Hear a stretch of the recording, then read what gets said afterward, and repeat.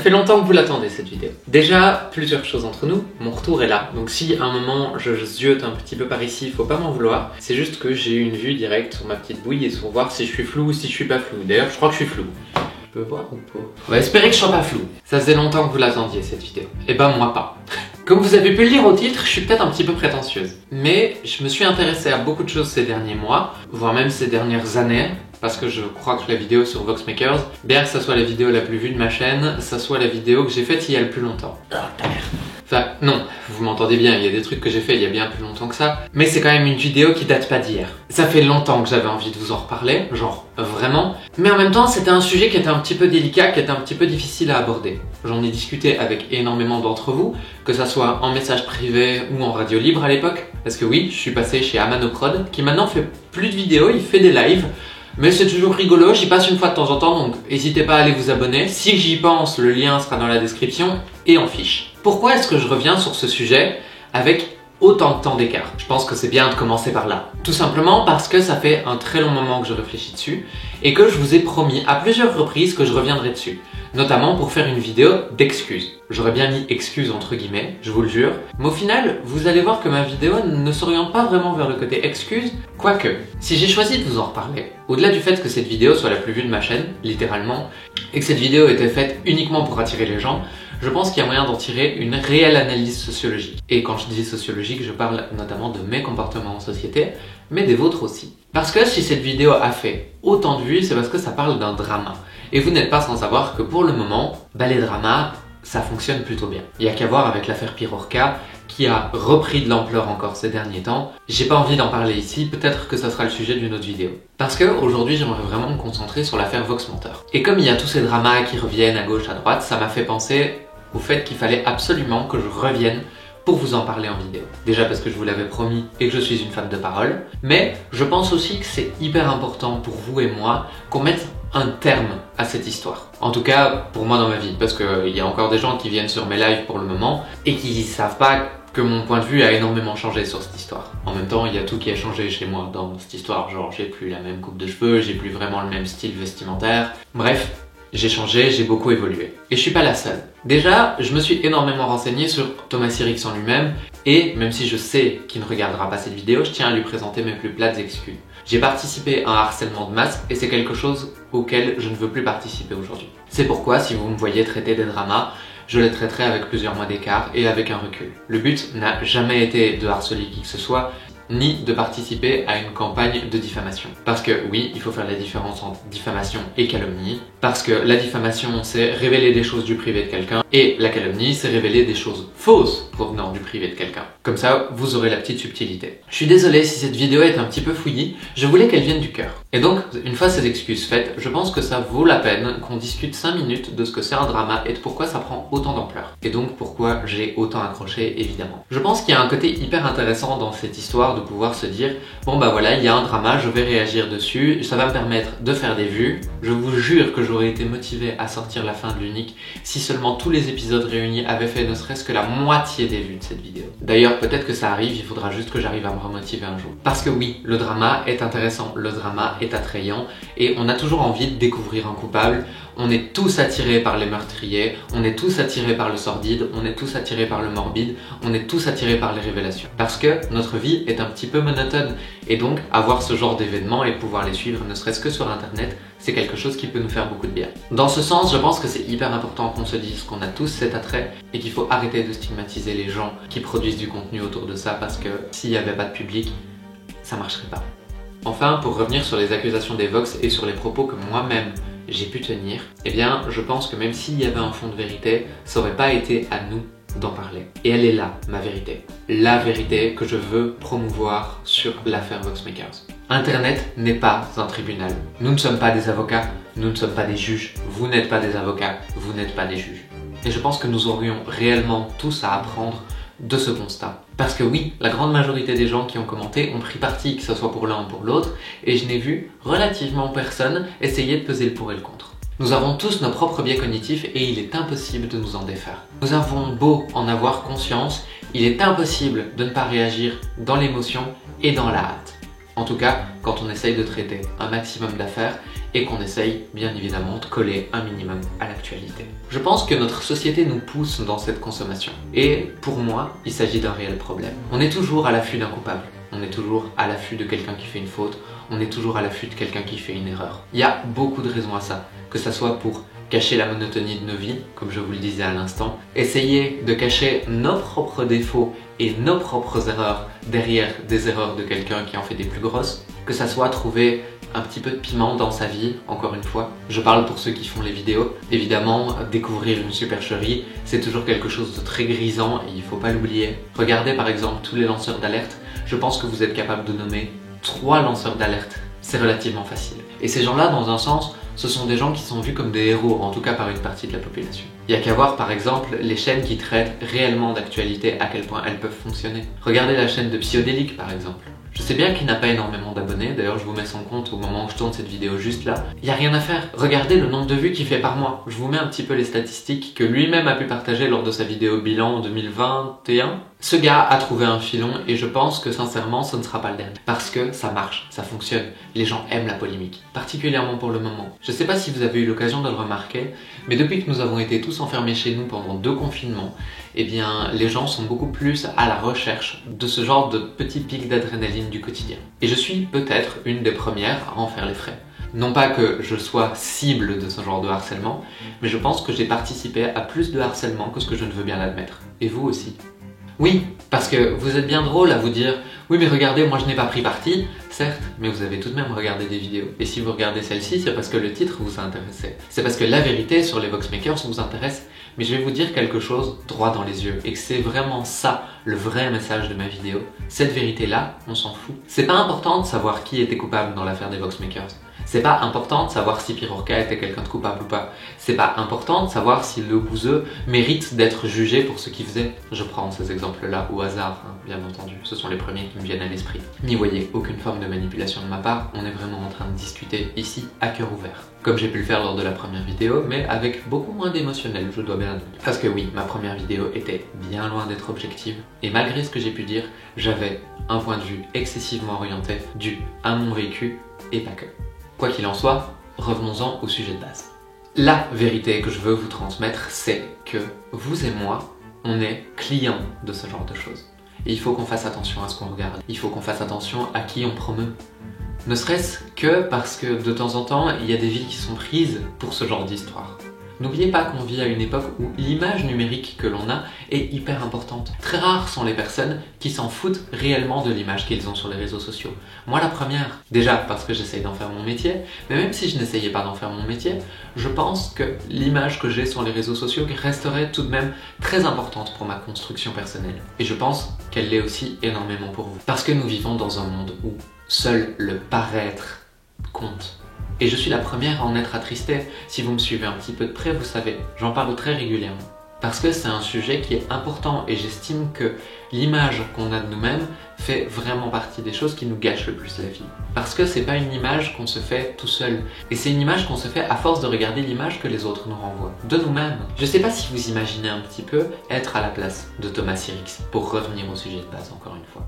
Il a pris des communautés gigantesques dans la tronche. Parce que on a beau dire que c'est une minorité, c'est souvent la minorité qui fait le plus de bruit. Ne l'oubliez pas, les haters, ils n'ont pas de limite. Je suis bien placé pour le savoir.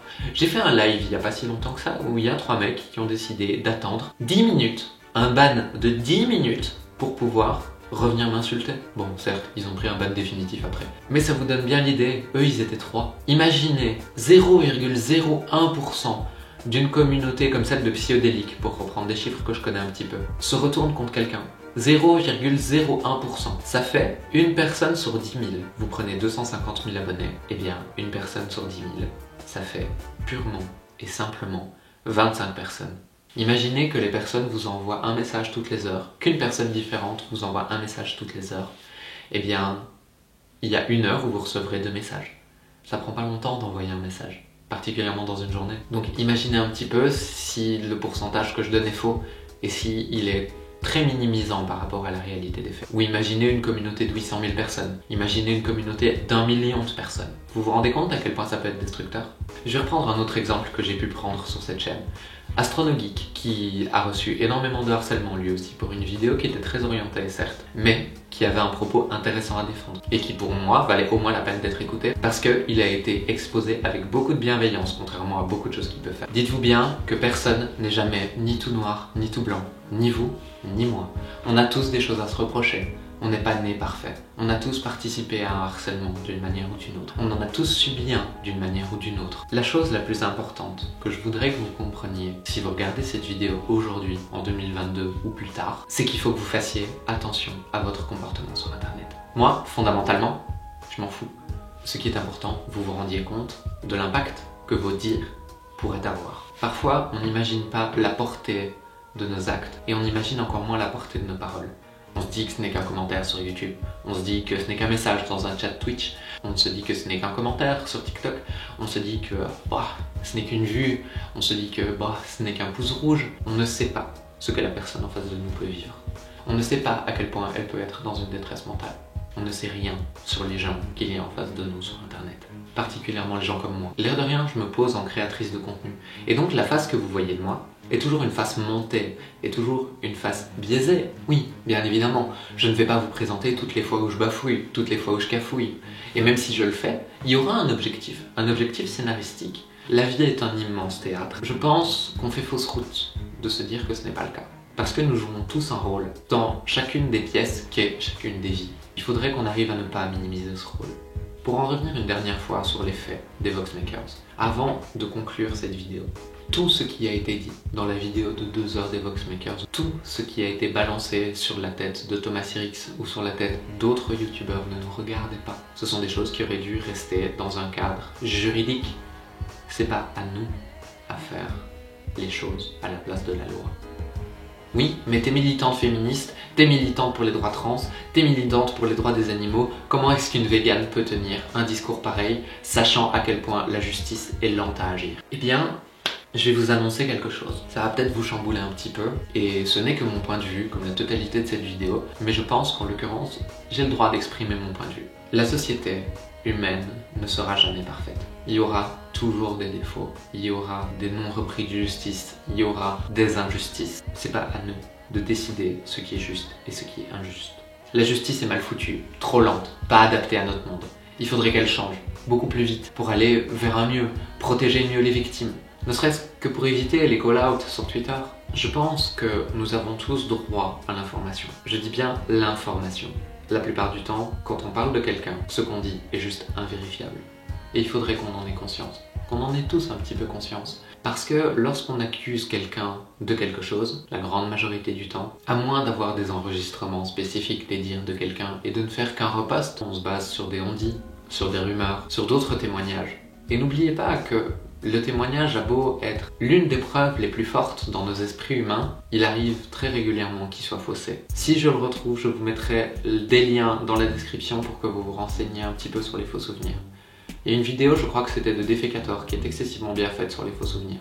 Et je pense que c'est quelque chose d'important à savoir. Non pas pour minimiser ce que rapportent des victimes, mais pour y réfléchir à 2 fois avant d'être sûr et persuadé que quelqu'un est coupable de quelque chose et d'aller lui remettre dans la gueule. C'est pas notre rôle. On n'est pas avocat, on n'est pas bourreau, surtout pas bourreau. Finalement, j'ai parlé un petit peu moins que ce que je croyais que j'allais parler, mais je trouve que j'ai relativement bien fait le tour.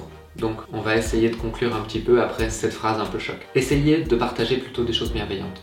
Vous savez quelle est la meilleure manière de remettre quelqu'un en face de ses propres actes? C'est tout simplement de le laisser seul. Nous sommes des êtres avec une conscience. Nous avons cette possibilité de nous auto-analyser. Et nous avons tous des proches qui seront prêts à nous dire la vérité.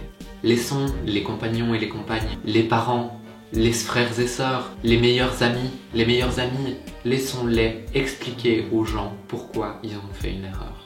Ce ne sont pas des randoms sur internet qui vont m'apprendre comment vivre. Si vous laissez un commentaire de rageux sous cette vidéo, je vais le lire et je vais l'oublier tout de suite après. Si ma meilleure amie me téléphone là maintenant et me dit « Écoute meuf, j'ai appris que t'as fait quelque chose, je trouve que c'est pas cool », je vais me rappeler pendant des semaines, peut-être même des années.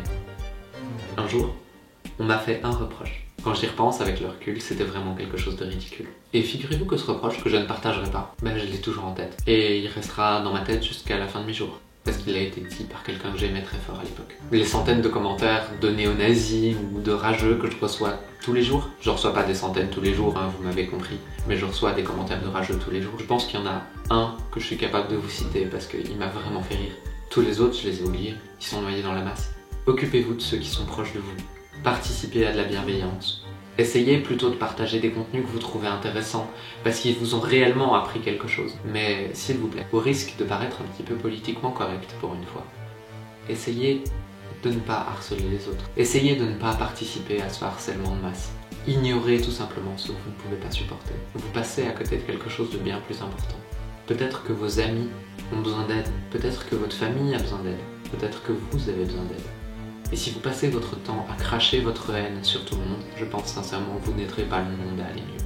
Par contre, si vous passez votre temps à essayer d'améliorer le monde autour de vous, avec bienveillance et gentillesse, je pense sincèrement que vous changez le monde. Et vous changez le monde pour un mieux. En tout cas, moi, à partir de maintenant, c'est ce que je vais essayer de faire. Je vais essayer de partager les choses que je trouve intéressantes. Je vais essayer d'analyser des comportements qui sont intéressants à déconstruire. Je vais essayer d'apporter beaucoup plus de bienveillance et je vais essayer d'apporter beaucoup plus de recul presque scientifique sur les sujets que j'aborde. En tout cas, quand il s'agira de dramas sur Internet, parce que je suis profondément fasciné par ces dramas, je pense qu'il y a réellement des choses à en tirer, mais pas de la haine. Je vais aussi essayer de me rapprocher un petit peu de mes amours. Je vais me rapprocher un petit peu de l'analyse de fiction, de l'analyse des phénomènes de société, parce que c'est quelque chose qui m'intéresse énormément, mais de le faire plus par le prisme de la fiction que par le prisme de la réalité. Ne serait-ce que pour ne pas faire de pub à des gens qui mériteraient juste notre ignorance. Sur ce, si t'as cliqué sur cette vidéo, j'espère qu'elle t'a quand même plu et que tu n'es pas trop déçu du titre hyper aguicheur que j'ai mis. Si c'est pas le cas, je t'invite à me laisser un petit pouce bleu ou un pouce gris parce que de toute façon on les voit plus donc on s'en branle. N'hésite vraiment pas à me donner ton avis dans les commentaires. J'ai la chance d'avoir une toute petite communauté. Je peux lire tous les commentaires et y répondre quand je les trouve intéressants. Parce qu'évidemment, si tu me traites de féminazie ou de grosse salope ou de sale trans de merde, il y a peu de chances que je te lise et que je te réponde. Je suis toujours ouverte au débat, donc si jamais il y a des choses que j'ai dites dans cette vidéo qui sont pas tout à fait claires, qui méritent un approfondissement ou quoi, n'hésite pas à le mettre en commentaire. N'hésite pas à faire un petit tour dans la description, parce que j'ai quand même mis 2-3 petits sujets qui pourraient t'intéresser normalement. N'hésite pas à venir me voir en live. Je sors des TikTok tous les jours pour le moment, je sais pas combien de temps ça va durer, le lien est dans la description aussi. Quoi qu'il en soit, moi je te fais des super gros bisous et je te dis à la prochaine. J'espère que mon propos t'a paru pertinent. C'était Artémis de Claire Satin et espérons que ce soit un nouveau départ pour de bon.